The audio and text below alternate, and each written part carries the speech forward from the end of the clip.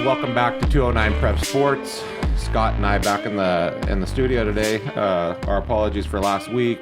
Just a miscommunication on scheduling. We didn't have the ability to get the podcast out last week, so playing a little catch up this week. But it actually works in our favor a little bit because we actually have a week of games underneath our belt.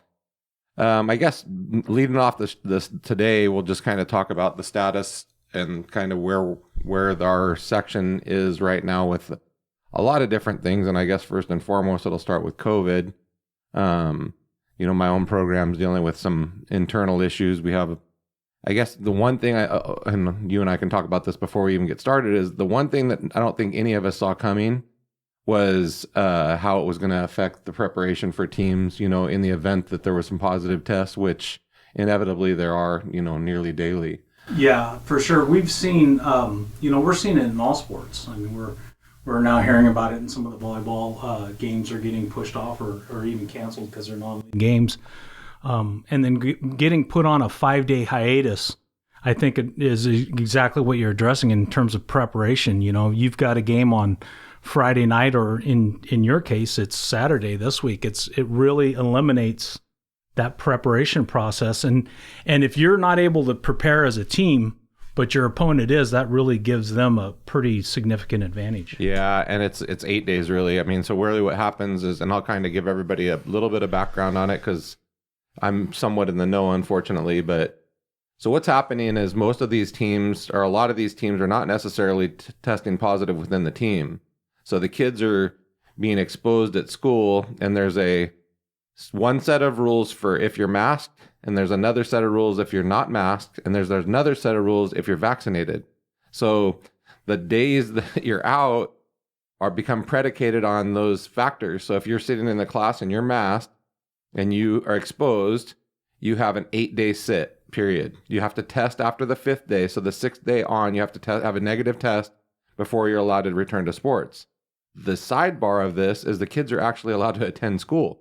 So you can attend school, but you're not allowed to participate in extracurricular activities if you have an exposure. If you're unmasked, it's a 10-day sit, and you can test after the 8th day. And then if you're vaccinated, there's a whole nother set of rules, but we won't even get into that. This isn't a political issue, but so what happened for instance, for us in our program last Friday was our last exposure. So it's an 8-day sit, which pushes us back to Saturday. Would be the first day we'd be able to play. So all of our kids have to test negative between today and tomorrow to be able to play Saturday morning. So it's, we had a whole team. So our whole JV team, this is 2 weeks in a row that we've had not been able to practice, so, and I guess the option is to just not play at all, but I don't think that that's the solution. We just have to figure out a way to just be a little bit more prepared. And so my own varsity team this week has 8 guys out, contact traced, that can now not practice the entire week. So we'll roll into our game, as prepared as we can be. And I guess we're in a day and age where fortunately we have Zoom and we have Huddle and we have all these opportunities to do some, at least you can watch film, you can have team meetings. I mean, you can't do the physical preparation, but at least there's some, I guess. Yeah, and it's your hope too as a coach, I'm sure, that those individual players that do have to sit out are doing some work on their own, especially if they're not experiencing, symptoms or anything like that. Another situation that's occurring kind of in our realm just came out a couple of days ago, and I know it was one of the games that I really was looking for was Oakdale Edison, especially after Edison comes off that big victory against Lincoln last week. It was really sizing up to be a great matchup, and I know Trent Merzon very well. He's a great coach, and I know that they've probably done everything within their power to prevent this from happening, but as everyone knows, there's some things just happen. And so I know Oakdale's disappointed and Edison's looking for a game. So we'll see what happens. We probably won't know what happens until after it happens in terms of them getting a game. But that was disappointing because that was a game that I planned to actually attend and see. So a little disappointed with that. But there's some big games that are coming up this week. We want to talk a little bit about week 0 and some of the games that happened there. And if you don't mind, I'll kick it right off with a game that, we talked about in one of our previous podcasts, a game that, a lot of people want to keep an eye on. That was the Ripon East Union game. And, I know East Union's really got a strong program. Ripon always does, but I was a little bit surprised by the outcome of this game. And this is not to take anything away from Ripon, because East Union's the real deal. And, for them to put up a score of 41-26 over Ripon, that's a pretty big victory for East Union. Yeah. I think we have a hard time. It's hard for us because, again, we only have one box score, and you'll go through some of the stats, but I think it's hard for us to kind of understand the flow of the game and how things happen. We don't know if there was a turnover issue late. I mean, we did see the breakdown per quarter, and you had, it looked like a 28-26 game going into the fourth quarter. So it's really hard to tell that if there was, maybe a key turnover or a pick six or something along those lines that kind of inflated the score a little bit. Not that it was a bad score, but it just seemed like it was a very close game going into the fourth quarter. Ripon gets shut out, and East Union scores 13. So yeah, and one of the players I want to highlight, who actually I'm going to throw in the mix for Player of the Week, and we'll get to that when we get a little bit closer. But Luke Weaver, quarterback from East Union. Let's see here. He was 15-23 for 279 yards, threw 2 touchdowns. One of them a 43-yarder, quarterback rating of 136, which is absolutely outstanding. He had 17 carries, 88 yards, and 4 touchdowns. He really lit the scoreboard up this week. I mean, that's an impressive performance from this young man. Oh yeah, 6 touch. I mean, he counts for 6 touchdowns. You really can't fight. You can't really fight that for a Player of the Week. Yeah, that's better than Al Bundy in the city championship. Yeah. So I mean, I'm sure that was a very tough game. Difficult the way it was played. I don't know. We don't know a lot about what Ripon did in that game, but again, I think it's a testament. Ripon's a D5 school playing a D3 or D4, I think, as East Union in the VOL. So, there's some things that happen weekly that were, I don't want to say surprise us, but I think it was, I think it looked like, because of the way it was, the final score, it looked like they were handled pretty easily. And so congratulations to East Union and Luke Weaver for that outstanding performance. Another game that we had in week 0 that really, I think, played to the hype was Hillmar Patterson. Hillmar edging Patterson by a touchdown to win 27-20.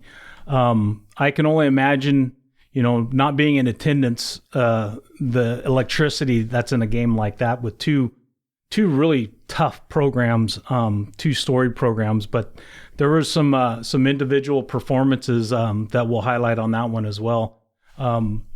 Let's see here from Patterson. Jacob Guevara, I'm sorry if I pronounced that wrong. He was 8-25 for 139 yards, 2 touchdowns, and 1 interception.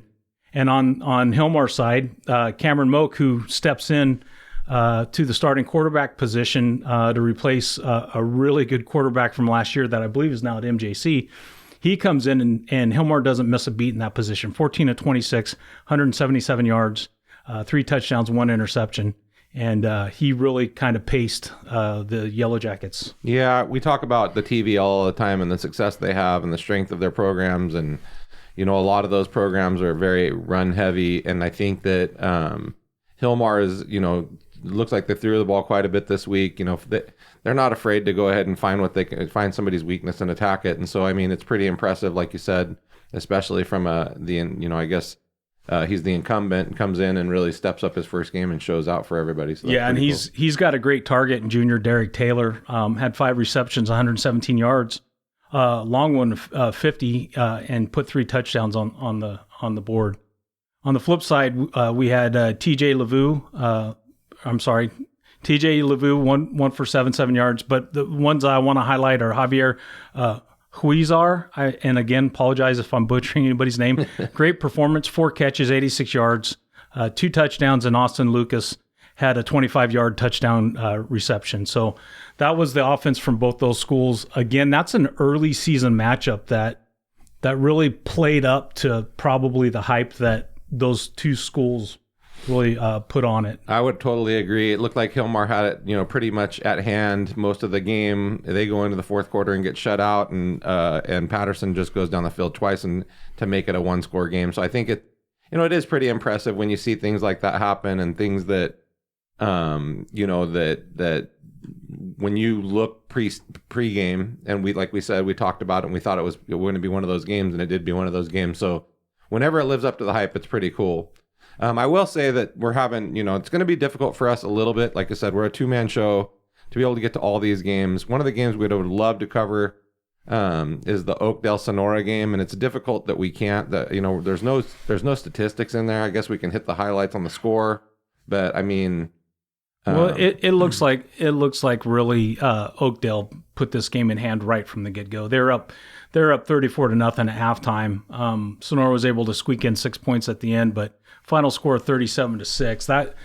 That again shows the strength of that Oakdale Mustang program and what Coach Merzon does year in and year out up there. So yeah, Sonora's one of those teams that again, year in and year out, they're a perennial contender, a tough team. So for them to get, I looked like they had a running clock at some point in that game. I'm not sure if they did or not. It was 37-0 at one point, finishes 37-6. So again, somewhat of a difficult game for us to kind of read through the lines. It's difficult taking kind of, going through and highlighting this just with statistics alone, not being able to see the games at hand, but for what we see, it looks like, Oakdale put it on them pretty good. And it is unfortunate that they had a COVID issue within their program this week and didn't get the opportunity to lace them up against Edison, because I do think that would have been a battle of wills for both of those teams. So yeah, next score we're going to cover, Central Catholic. They're a team from our area that we like to keep an eye on. They matched up with Merced this week, a very formidable opponent. And again, a score that I think dictates really the matchup. You had Central Catholic coming out ahead 31-28, and it looks like they squeaked it out. They came out blazing 31-7 at halftime, and then it was all Merced after that. But Central Catholic was able to hold on, and they had some pretty good performances. Rushing-wise, they had Aiden Taylor. He had 17 carries for 69 yards and 3 touchdowns. And then Julian Lopez, another senior, he used 13 for 164 yards and a touchdown. So it looks like it was kind of ground and pound for Central Catholic in this game. And Central Catholic's a talented team. We know that they bring it. They bring the hat. They're not afraid to run the ball. They do have a young sophomore left-handed quarterback, Wentworth, that can sling it with the best of them. He's all of 6'6" or so, 6'7". I know he's a stud on the mound in baseball. So maybe they're going to get a little bit more pass oriented with a kid like him. So it looked like he threw for close to 100 yards on a handful of passes. So a couple quick scores we'll pop in here before kind of talking about another game. We had Modesto Christian and Forest Hill.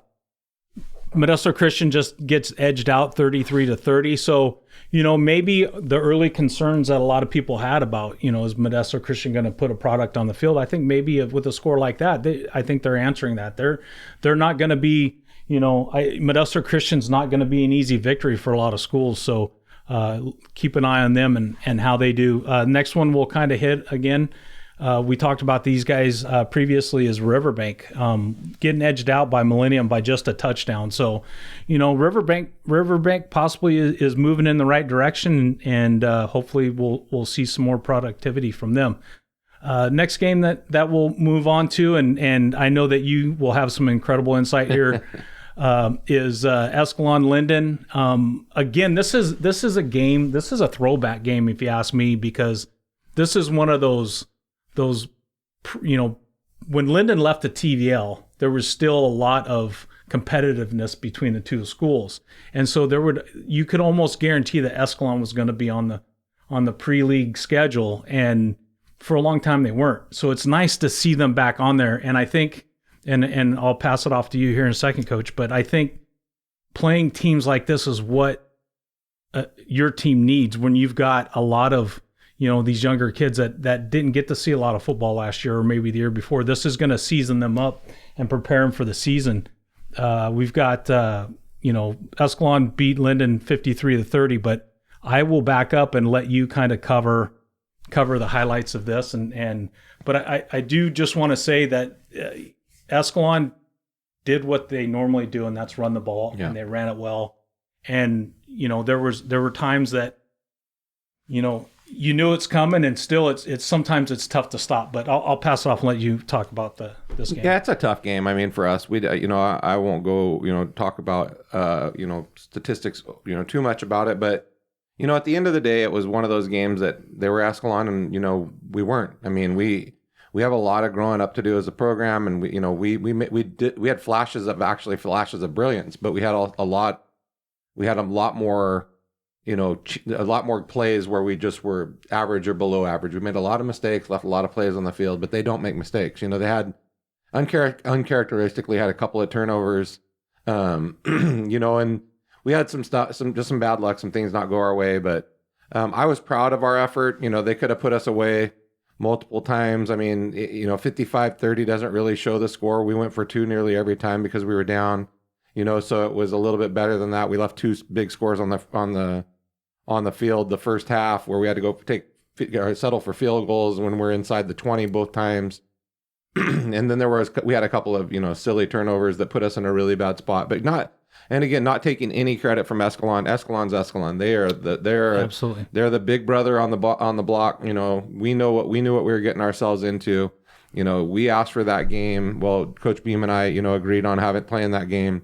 We did nothing to embarrass ourselves. We went out there and we played our butts off, and we ran the ball relatively well. We rushed for about 181 yards. We passed for a couple hundred yards. So a 400-yard night's nothing to be ashamed of. We knew that was going to be a barometer for us to let us know where we needed to go and, where we're at, where we need to go type of a thing. So I was proud of what we did and where we're going. Yeah, for sure. And, Coach Beam, he runs a really good program there. He's taken it over from, Coach Guerrero and they're always, seems like they're always part of the conversation for the state. And you got to remember too, facing Escalon, you're facing, I think, one of the best players in the area, and that's Logan Anderson. Yeah. He had 9 carries for 160 yards and 2 touchdowns. He's obviously in the conversation for player of the week for us. But I do want to highlight just a couple of things from Lyndon. I know you said you didn't want to, Coach, but to me, this is encouraging because you put numbers up against a team like Escalon. I think that's encouraging. So Alex Herrera had a pretty good night, 15-26, 212 yards and a touchdown. That's against an Escalon defense. Those are great numbers. And then Joe Cowan, Jr., you get to have him for another year. 17 carries for 107 yards and 2 touchdowns. But you spread the ball 35 carries over 5 different players. So that to me shows a lot of potential in your offense moving forward. Yeah, Escalon had a really good night, like you said, by Logan Anderson. It's Luke Anderson's little brother, a little bit different body type. Logan's a little bit quicker, more of they ran outside a lot more than we expected, and because they had the quickness. And then Owen Nash had a hell of a night. I think he had eight catches, a couple touchdowns, and he had 180 yards or something like that. So, and Donovan Ravzvinovic, something like that. Donovan had a pretty good night too. He was 9 for 10. Had a couple touchdowns and 180 or something like that. So it was they're a very good team, and I don't know where they're going to land in the TVL. I've heard a lot of stuff about Houston being very solid this year. Hilmar's always Hilmar's always in the conversation, and don't get it twisted with that Ripon score. So Ripon, you never know what they're going to come out and do. Yeah, so. Like I said, they played a good East Union team. Yeah, that's nothing to be ashamed of there for sure. A couple more scores in the area that we're not going to go too much in detail, but yeah, Tokay getting their first victory of the year against Lathrop. Lathrop's a school that I really think in the next few years, I think you're going to see kind of a rise up from that program. And they're moving in that direction by putting 14 on the board against Tokay. We had, let's see here, another Rodriguez beating Bear Creek 45-0. Looks like Bear Creek's got some work to do there. Tracy Kimball, as anybody that's listened to this show in the past knows that we're fans of the current Kimball team for good reason. They put a lot of good offense on the board. Playing a Tracy team though, I mean if you see Tracy on your schedule, that's one of the ones that you underline with a red pen because they're always going to be tough. And this one looks like it played again to the hype, crosstown rivalry. Kimball comes up 42-27. Looking into the box score, there's our old friend Nick Coronado from Kimball putting up the numbers that he is known for. 24 of 34, 362 yards, 3 touchdowns. Those are phenomenal numbers. Yeah. I mean, that's hard to stop, but that's not taking anything away from Tracy. They were getting it done on the ground. They scored 3 touchdowns from Thomas. He had 10 carries for 84 yards and a long run of 35 yards, but he had 3 touchdowns. But again, not taking anything away from Tracy. Tracy's a great school with a storied history. And we're going to see great things from Tracy, but right now it seems to be Kimball's time in that town. Yeah, Nick's a different kid. He's a little bit on the, he's a little bit undersized, plays with the chip on his shoulder, understands the game, makes great reads. Makes great pre-snap reads. And once the ball's snapped, he's really good at finding the open guy, and working within space. I think it's one of those things that is very difficult to teach. It's something you almost have to have a sixth sense for, and it seems like he always does. Rarely does he get sacked, and he's one of those kids that, in that offense, I think, they lost their head coach last year, brought in a new OC or a new head coach, and for them to just kind of not skip a beat's pretty impressive. It's difficult to take over a program, especially a program that has some measured success on the offensive side of the ball, and not everybody's willing to step up to that, with that challenge and receive that challenge and then succeed. So I was pretty impressed to see that. I can't wait to go out and watch Kimball play at least once or twice in person. It's a fun offense to watch and a fun team to watch, run their offense. So yeah, for sure. A couple more local scores. You had Amador. They're going through a change now with a new head coach, possibly a new system. Playing a big school in El Dorado. They put 6 on the board, but they're defeated 32-6. Ripon Christian, Galt. Ripon Christian's another team that we talked about a little bit.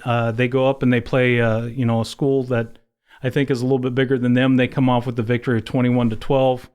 McNair and Calaveras flex their muscle, playing a pretty good McNair team, winning 40-14. So yeah, Calaveras, as always, is a team to keep your eyes on for sure. Yeah, it'll be Calaveras Escalon this week, so that'll be a pretty fun game to watch. But going back to that Ripon Christian game, we scrimmaged Ripon Christian earlier this season, and Randy Fasani was the head coach at Ripon Christian, and he left, and I think he was the OC at Del Oro, and he decided to come back. So he's back now, and I think he's helping Coach Grams run the Ripon Christian team, and his son is the quarterback at Ripon Christian. So it's pretty cool to watch, Randy with all of his success he's had, not only at the high school level, but definitely at the, the college level and beyond. But to watch him and see, I've got to see his kid firsthand. Pretty good player, and I think having a dad that is so knowledgeable and has all the all the background that he has, I think it's going to be great to see this kid develop and see what he becomes. So yeah, getting him back as a coach that's a pretty big deal. Oh, it's huge. He definitely is one of the most knowledgeable football minds in the area, without a doubt. Yeah, I think that we had the week 1 was exciting. I think again, we talk about the spring and how the spring went and those 4 games. It was really like spring football. I almost equate it to like a college level where you're getting ready for the fall when it's for real, and you're playing some spring games. In the summer, you're playing some games in the spring to prepare yourself for the fall. And so I kind of look at it that way, where it's more like, it's more along the lines of a preparation. And I think that what happened is that all the teams seemed to be relatively equal because it was an equal playing field. So not everybody could practice as much as they needed to prepare themselves for the game. So in reality, everybody's became somewhat equal. Not that it's not that that's an excuse or anything like that, but I think now you're seeing the teams that have been successful and they're perennial contenders and have all these things that are going on. I think it's pretty impressive to see those teams return to form, and now starting to see the teams that have really been able to do some things pretty well. So speaking of teams that return to form, I obviously didn't go to this game, but when I saw the score in the paper the next day, I got to tell you, I was a little shocked. Yeah. Lincoln Edison, we knew was going to be a great matchup. I just, Coach Guyton he's a great football mind. He does a really good job. I think he is one of those coaches that knows how to get these kids organized in a way that they're really committed to the program. We saw this, with the exception of one exodus that was kind of outside everybody's control. And I'm sorry if I'm bringing up bad blood there, but he has that program not missing a beat. For them to beat Lincoln by the score that they did was super impressive. And that's probably I would categorize that as maybe the performance of the week of all the schools in our area. I would say Edison. If we were to pick one team that really performed well in week 0, it's going to be that school. I would wholeheartedly agree. I think that everybody thought it was going to be a great game, and I'm not sure, how things are happening the way that they do there. I do know they have a more than qualified staff, put it that way. They have guys that, they have Lavelle Hawkins and Tim Brown and some of those guys that have played in the NFL. You have Booker has, had success pretty much anywhere he's went, so there's a lot of things that have happened. But and I do think that it's a surprise to some people, but not a surprise to me. I mean, there's athletes on both sides of the ball. That's probably, if you go to, there's probably, you'd almost have to go to Southern California to be able to see that many athletes on the field at the exact same time. So, and here's the story of this game.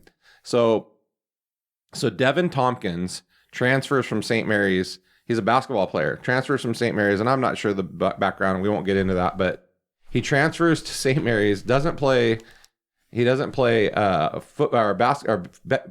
football at St. Mary's. He transfers to St. Mary's, goes to the Edison game, and you have Jonah Coleman with offers. You have Tim Thomas with offers. You have Kenyon Nelson with offers. You have Jamarian Briggs with offers. I know a couple of the Edison kid has offers. Well, Devin goes into this game, and I believe he's 6'6", 6'7", something like that. He's got some basketball opportunities, but Booker and his guys convince him to play football. The kid goes out and plays, and again, we don't have the stats in front of us, so I don't know exactly what he did that night, but he did something because he walks out of that game, and on Monday he gets an offer to University of Arizona. And then yesterday gets an offer to Utah.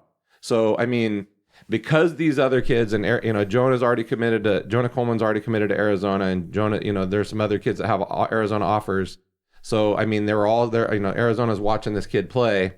And so to hear those types of things happen, that's why we do this podcast. It's the neat things that come out of a tough game like that. Yeah, absolutely. And I think a lot of credit goes to that coaching staff too, because they not only are they creating that atmosphere, but that they're on the phone, that they're sending emails, that they're working hard for these kids. And so hats off to Guyton and the rest of your staff. You guys are doing a great job. And it's disappointing this week that you kind of got that game taken off your schedule. Let's hope that you find a game this week.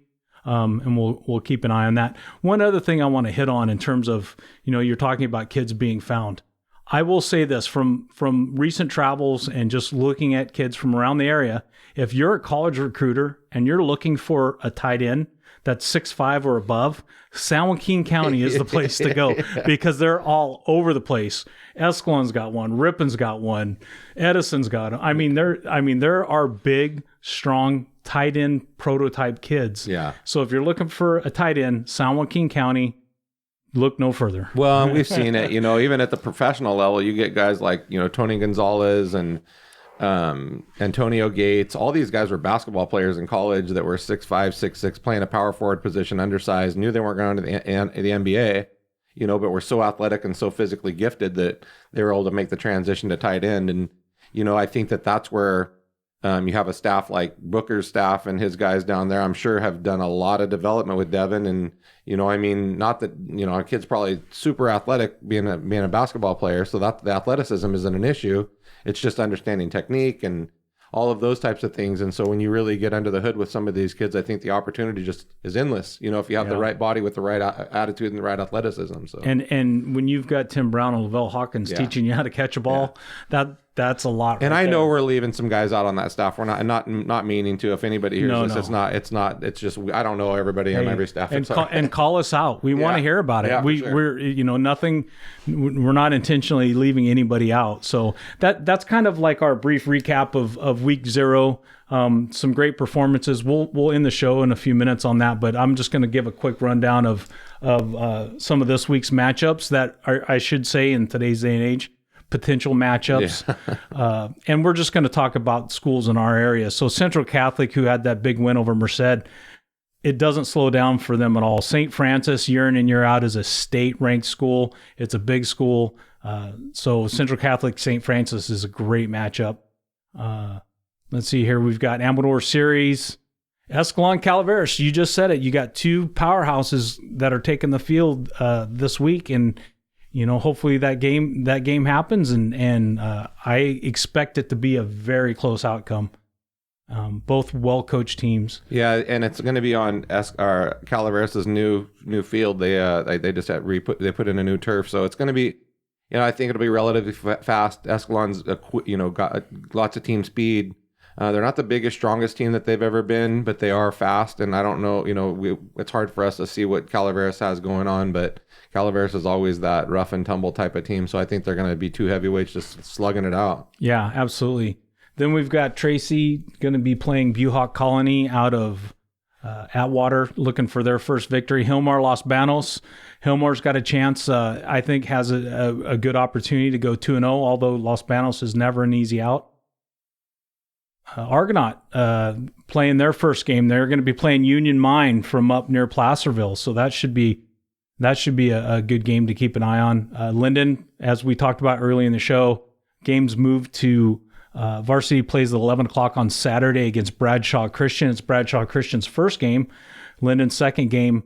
Maybe that will help even the playing field for the since you've had to sit some players due to protocols. Patterson Manteca. A great matchup. That again, too, to steal what you just said a few minutes ago, 2 heavyweights going at it there. Then we've got Ripon Sonora. That should be a great game. Weston Ranch Mountain House. Mountain House is a team that we talked about a little bit. As their community grows, just like Lathrop's community grows, we're going to start seeing good things from there. West plays Enox, and then Turlock.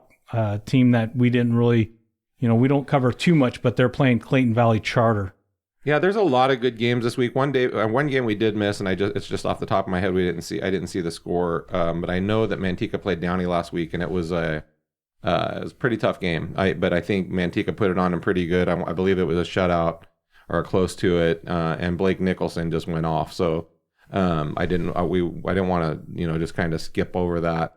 I think the game of the week this week for high school football in our area is definitely De La Salle St. Mary's. No question. St. Mary's is going to get a chance to beat or break the streak. They're going to have and De La Salle, I believe, hasn't lost a NorCal game since the late 90s.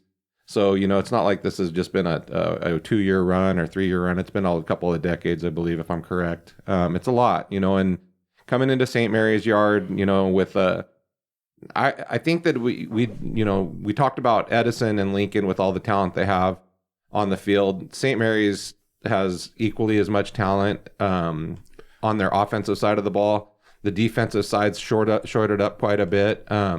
So I think it's going to be a battle of wills. They're really going to have to get after it together, collectively, and figure out who's going to be the one that's going to kind of make the first statement. I mean, and then if somebody scores on you, you're going to have to answer. It's not going to be a night there where you can give up 2 or 3 scores and then chase. I mean, it's got to be for St. Mary's to stay in this game, they're going to have to stay even, not really get too high, not too low. Make sure that they don't turn the ball over, because De La Salle is not going to turn the ball over. They're going to run the ball at you. They're going to do what they do. They're not going to change a whole heck of a lot. They do have a 2-way guy that's a young quarterback. I don't know how much playing time he's going to get, but he's one of the top rated kids in his class, so he's pretty talented kid.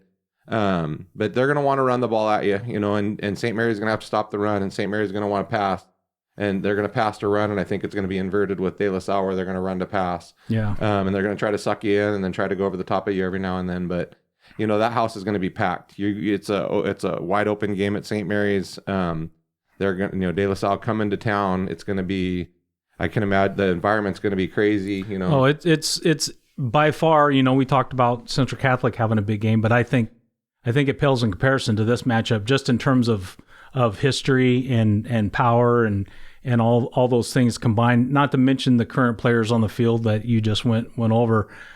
This is definitely I think the number one game in at least Northern California this week, if not the state. But then again, there's some pretty good schools in the southern part of the state. Oh yeah, there's some big games. I know Mater Dei is going to, I think, Duncanville or somewhere in Texas this week.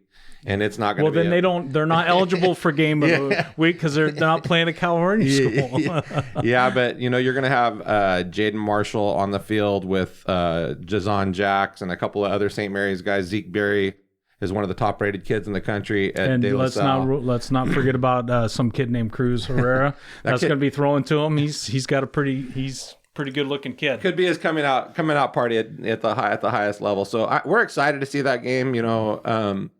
It's unfortunate that we lost the Oakdale Edison game, because I do think it would have been a good way. Yeah. I think it's hard for people to wrap their mind around how good Oakdale really is year in and year out, because they don't play at the D1 level. But they're D1 talent. They really are. I mean, they can play with anybody. And they're stylistic. They're a difficult matchup for most teams. From the offensive side.